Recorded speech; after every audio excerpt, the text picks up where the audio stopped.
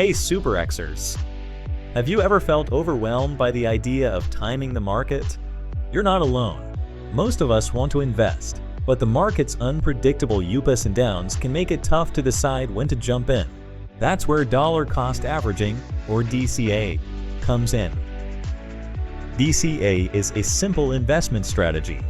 Instead of dumping all your money in at once, you invest a fixed amount at regular intervals, no matter what the market looks like. This way, you reduce the risk of bad timing and smooth out your average purchase price over time. Say you decide to invest $100 in Bitcoin every week. Whether the market's up or down, you keep buying.